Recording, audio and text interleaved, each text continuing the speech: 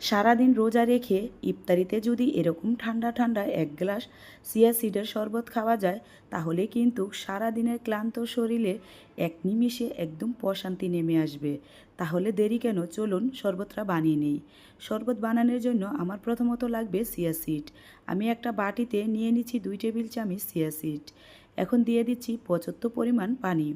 Chia সিডটা কিন্তু অবশ্যই পর্যাপ্ত পরিমাণ পানি দিয়ে ভিজাতে হবে, কারণ চিয়া সিডটা কিছুক্ষণ ভিজিয়ে রাখলেই দেখবেন ফুলে তার ডবল হয়ে গেছে। এখন নিয়ে নিচ্ছি বাদাম। বাদামগুলো আমি 5 মিনিট আগেই ভিজিয়ে রেখেছিলাম, সেজন্য ফুলে নরম হয়ে আসছে। এখন আমি এইভাবে সবকটা বাদামই ছিলে নিব। আর লাগবে খেজুর। আমি এখানে 7-8টা খেজুর বিচি ফেলে নিয়েছি। এখন আমি 1 কাপ দুধ দিয়ে খেজুরগুলো কিছুক্ষণ ভিজিয়ে রাখবো নরম হওয়ার জন্য। একটা বাটিতে নিয়ে নিচ্ছি 1.5 টেবিল চামচ কাস্টার্ড। 1 কেজি দুধের জন্য 1.5 টেবিল চামচ কাস্টার্ডই একদম পারফেক্ট। এখন অল্প একটু দুধ দিয়ে আমি কাস্টার্ডটাকে গুলিয়ে নিব। ভালোভাবে নেড়ে গুলিয়ে আমি একপাশে রেখে দিচ্ছি। আর চলে যাচ্ছি ব্লেন্ডার জারে। ব্লেন্ডারে জারে নিয়ে নিচ্ছি আপনার আগে থেকে সিলে রাখা বাদাম। আর নিয়ে নিচ্ছি ওই যে খেজুর দুধে ভিজিয়ে রেখেছিলাম সেটা। এখন ব্লেন্ডারে পেস্ট করে নিচ্ছি। একদম মিহি পেস্ট করে নিতে হবে। এখন এটা একপাশে রেখে চলে যাচ্ছি চুলায়। চুলায় একটা কড়াই বসিয়ে নিয়ে নিচ্ছি 4 কাপ লিকুইড দুধ। আমি এখানে একদম খাঁটি গায়ের দুধ নিয়েছি। আপনারা চাইলে কিন্তু গুঁড়া দুধ দিয়েও এটা বানাতে পারেন।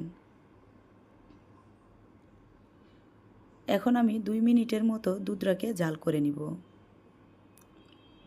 2 মিনিট জাল করে নেওয়ার পরেই দেখবেন এভাবে বলক চলে আসছে।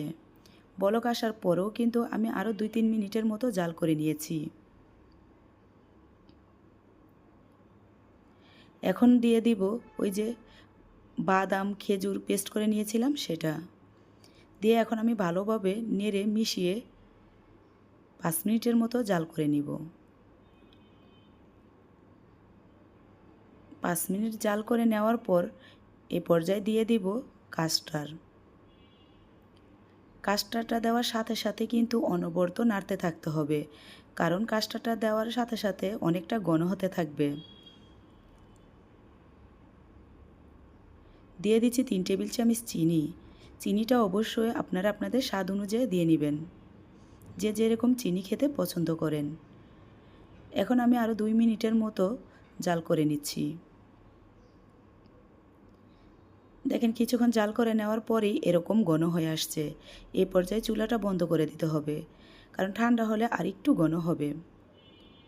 চুলাটা বন্ধ করে আমি চুলা থেকে নামিয়ে একটা বাটিতে ঢেলে নিচ্ছি। বাটিতে ঢেলে নিয়ে এখন আমি এই বাটিটা ফ্রিজে রেখে দিব। আপনারা চাইলে সকালে বানিয়ে রেখে দিয়ে আপনারা ইফতারির 10 মিনিট আগে নামিয়ে নিতে পারেন। আর এই শরবতটা কিন্তু একদম ঠান্ডা ঠান্ডা খেলেই ভালো লাগে। এই তো আমি ফ্রিজ থেকে নামিয়ে নিয়ে আসছি।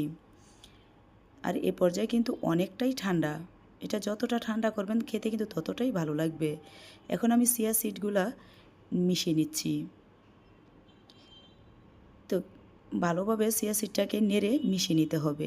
এই শরবতটা খেতে অসাধারণ মজার হয়, একদম মুখে স্বাদ লেগে থাকার মতো, কিন্তু বানাতে একদম সহজ। আপনারা একবার হলেও এবার রমজানে ইফতারিতে বানিয়ে খাবেন। আশা করি আপনাদের অনেক ভালো লাগবে। আর যারা বানিয়ে খেয়েছেন তারা অবশ্যই কমেন্টে জানিয়ে যাবেন কীরকম হয়েছে।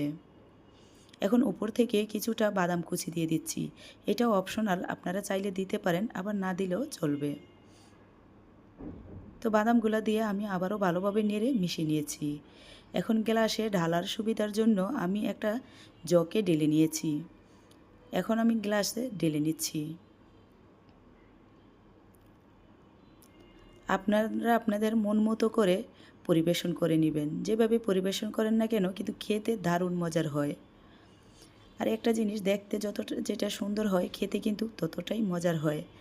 সেজন্য একটু উপর থেকে বাদাম কুচি আর একটু চেরি ফল দিয়ে কালারফুল করে সাজিয়ে নিচ্ছি। আশা করি রেসিপিটা আপনাদের অনেক ভালো লাগবে। একবার হলো বাসায় বানিয়ে খাবেন। আর ভালো লাগলে প্লিজ একটা সাবস্ক্রাইব করে পাশে থাকবেন।